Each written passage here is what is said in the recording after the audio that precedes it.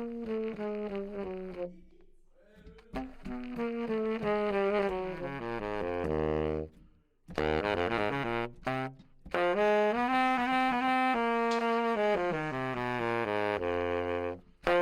numéro 4. Action. Entre la main et l'outil commence une amitié qui n'aura pas de fin. L'une communique à la chaleur, à l'autre sa chaleur vivante et le façonne perpétuellement. 9. L'outil n'est pas fait.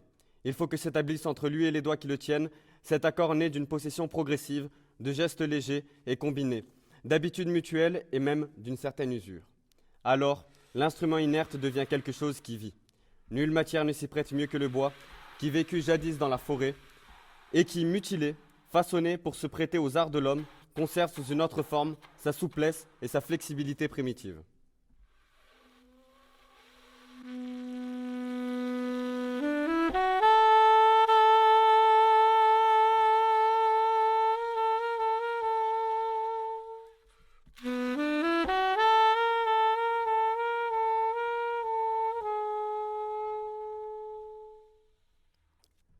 J'ignore s'il y a rupture entre l'ordre manuel et l'ordre mécanique. Je ne suis pas très sûr. Mais au bout du bras, l'outil ne contredit pas l'homme. Il n'est pas un crochet de fer vissé à un moignon. Entre eux, il y a le Dieu en 5 personnes. La main du maçon des cathédrales, la main de peintre de manuscrits.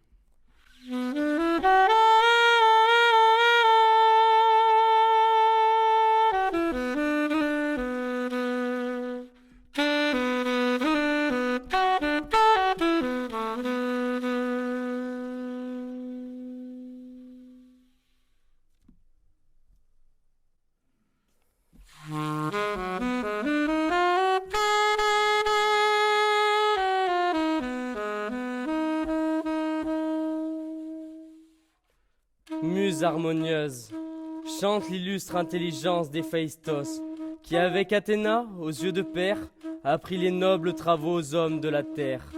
Tandis qu'auparavant, ils habitaient des antres dans les montagnes, comme des bêtes sauvages. Maintenant, instruits au travail, au contraire, grâce à Héphaïstos, ils mènent une vie tranquille tout au long de l'année dans des maisons qui sont leur œuvre. Le travail artisanal a arraché les hommes de leur isolement.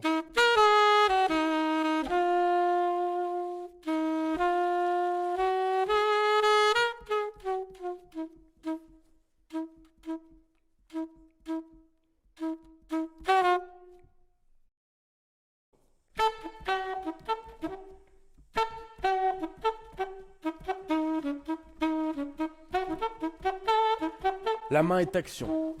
Elle prend, elle crée, et des fois on dirait qu'elle pense. Au repos, ce n'est pas un outil sans âme, abandonné sur la table ou pendant le long du corps.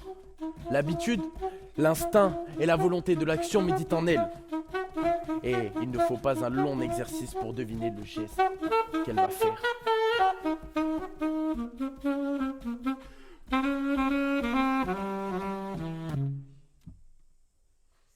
Je ne sépare la main ni du corps ni de l'esprit. Mais entre esprit et main, les relations ne sont pas aussi simples que celles d'un chef obéi et d'un docile serviteur.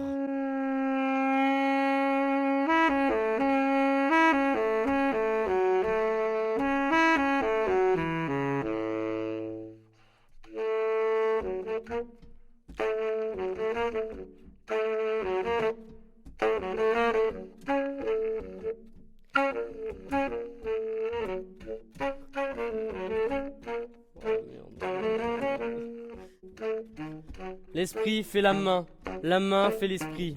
Le geste qui ne crée pas, le geste sans lendemain provoque et définit l'état de conscience. Le geste qui crée exerce une action continue sur la vie intérieure. La main arrache le toucher et sa passivité réceptive. Elle l'organise pour l'expérience et pour l'action. Elle apprend à l'homme à posséder l'étendue, le poids, la densité, le nombre.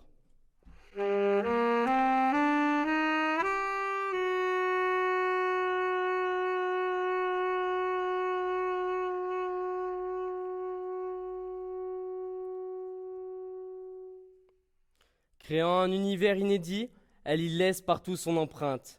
Elle se mesure avec la matière qu'elle métamorphose, avec la forme qu'elle transfigure. Éducatrice de l'homme, elle le multiplie dans l'espace et dans le temps.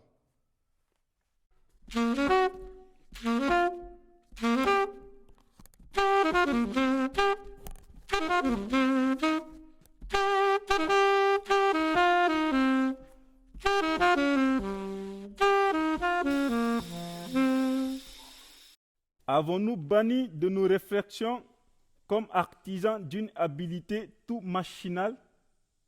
Ce qui, avec une patience exquise et sans défaut, on t'éveille dans des matières de soi, sous des formes raffinées, des sons plus concentrés. La main du graveur, de l'orfèvre, d'enlumineur, du laqueur est-elle seulement une domestique adroite et complaisante rompue à la pratique des travaux fins? Ce que nous appelons perfection, est-ce donc une vertu d'esclave?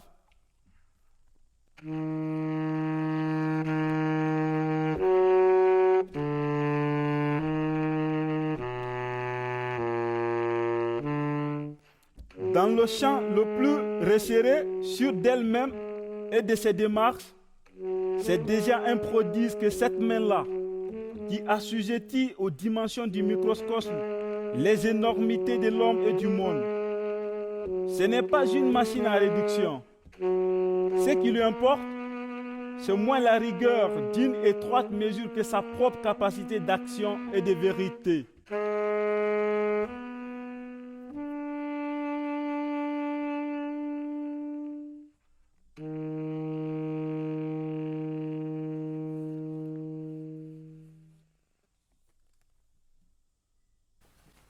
Et les mains? Les mains, elles arasent, Bâtisse. construisent, Clou. chanfreinent, créent, Casse. chevillent, Cintre. elles débitent, Elle redresse. elles dégauchissent, Dirige. délignent, Elle dessine. elles entaillent, Elles en collent. élaborent, Elle, c'est pur. elles fabriquent, Elles fondent.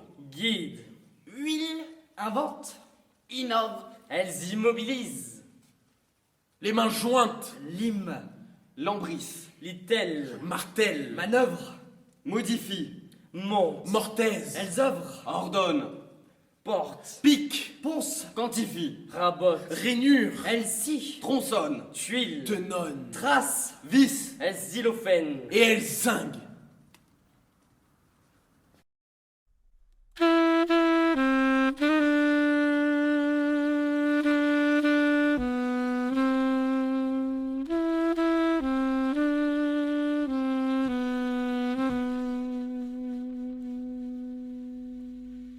L'artiste qui coupe son bois, bat son métal, pétrit son argile, taille son bloc de pierre, maintient jusqu'à nous un passé de l'homme, un homme ancien sans lequel nous ne serions pas. N'est-il pas admirable de voir parmi nous, dans l'âge mécanique, ce survivant acharné des âges de la main? Les siècles ont passé sur lui sans altérer sa vie profonde, sans le faire renoncer à ses antiques façons de découvrir le monde et de l'inventer. La nature est toujours pour lui un réceptacle de secrets et de merveilles. Toujours, c'est avec ses mains nues, faibles armes, qu'il cherche à les dérober, pour les faire entrer dans son propre jeu. Ainsi recommencer, perpétuellement, un formidable autrefois. Ainsi se refait sans se répéter la découverte du feu, de la hache, de la roue, du tour à potier. Dans l'atelier d'un artiste sont partout écrites les tentatives, les expériences, les divinations de la main, les mémoires séculaires d'une race qui n'a pas oublié le privilège de manier.